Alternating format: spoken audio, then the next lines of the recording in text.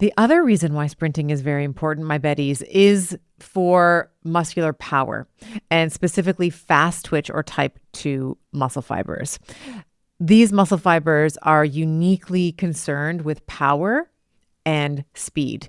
And they often are dormant in more moderate and low intensity activities. We tend to lose them both in size and in absolute number as we age.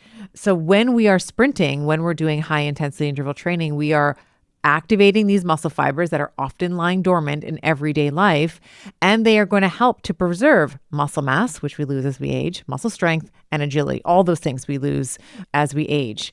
And sprinting, in essence, basically teaches the neuromuscular system to stay fast and to stay powerful by activating these type 2 muscle fibers. The other thing that I'll mention is that sprinting also promotes muscle building hormone responses. So again, study linked in the show notes.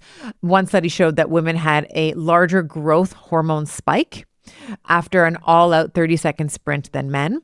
And this supports muscle maintenance, right? Sprinting alone is not going to keep your muscles there. Obviously, you need, for muscle hypertrophy, you need to be resistance training, moving close to failure. We've already talked about that on the podcast ad nauseum, but sprinting is going to help with maintaining the muscle that you already have, okay?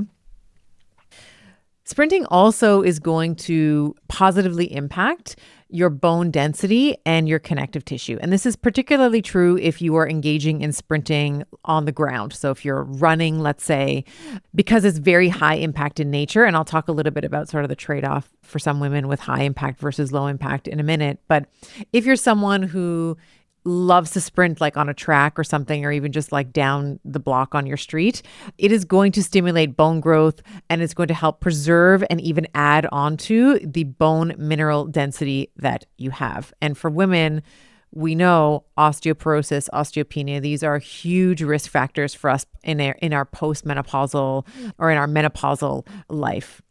And even if you are someone, again, when we look at any type of running, when we look at short distance runners, so people who like sprinters versus long distance runners, so endurance runners, the sprinters are they usually will show better spine, hip, and femur bone density compared to, the 4,000 and the 800 or the 8,000 meter runners. So if you compare those to like the 100 meter dash, 200 meter, 400 meter, they're going to have better bone density generally than those who are running for longer distances.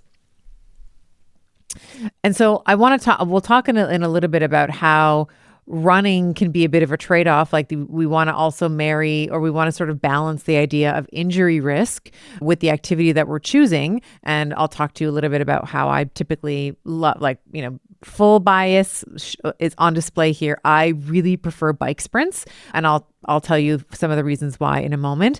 But if you're someone who runs properly and you have good technique and you've been a sprinter for years and it's been on the ground, that is a great way also to preserve bone density and connective tissue as well.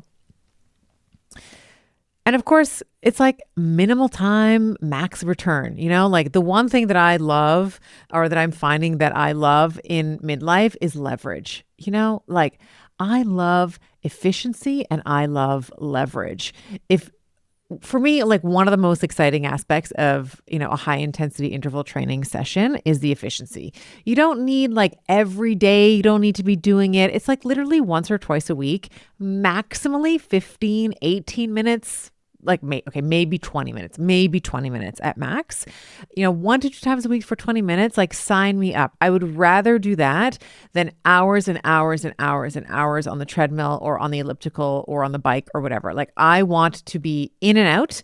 I have packed schedules, as I know you do as well.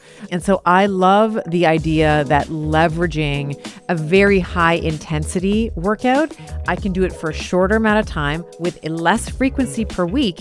And I am going to get the same, if not better, outcomes in terms of type 2 fiber preservation, lipid profiles, metabolic profiles, etc.